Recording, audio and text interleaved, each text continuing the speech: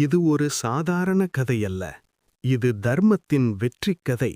அன்பின் சக்தி, நட்பின் மகிமை, தியாகத்தின் உச்சம். இது ஸ்ரீ ராமாயணம். பாலகாண்டம். அயோத்தி என்ற பேரரசு. அங்கே ஆண்ட மன்னன் தசரதன். விஷ்ணுவின் அவதாரமாக அவரது இல்லத்தில் பிறந்தார் ராமர். அழகு, ஒழுக்கம், வீரம், கருணை எல்லாவற்றிற்கும் உருவானவர் ராமர். மிதிலாவில் நடந்த ஸ்வயம்வரத்தில் சிவபெருமானின் வில்லை முறித்தார். அவ்வாறு சீதை தேவியை மணந்தார். வனவாசம்.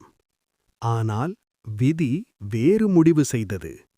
14 ஆண்டுகள் வனவாசம். அரசாட்சியை விட்டும் அரண்மனையை விட்டும் அன்பு மனைவி சீதையும் உறுதியான தம்பி லக்ஷ்மணனும் உடன் காட்டிற்கு புறப்பட்டார் ராமர். சூர்ப்பணகையின் அவமானம். அதனால் ஏற்பட்ட ராவணன் கோபம். ஒரு மாய்மான் தந்திரம். ஒரு கண நொடையில் சீதையை கடத்திச் சென்றான் ராவணன்.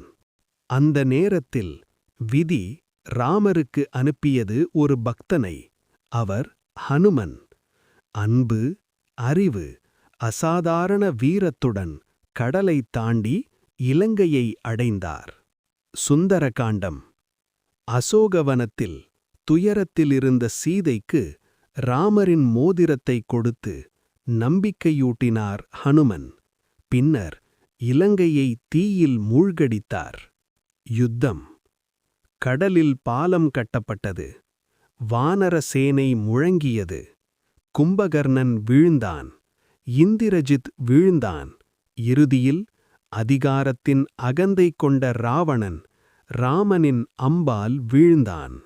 ராமராஜ்யம். சீதையுடன் அயோத்தி திரும்பினார் ராமர். அரியணை ஏறினார். அந்த காலம் நீதி நிலவிய காலம். அது ராமராஜ்யம். இந்த கதை ஒரு போர்க்கதையல்ல. இது தர்மத்தின் ஜெயம். இது பக்தியின் பெருமை. இது மனித வாழ்வின் வழிகாட்டி. ஸ்ரீ ராமாயணம் என்றும் ஒளிரும் சத்தியம்.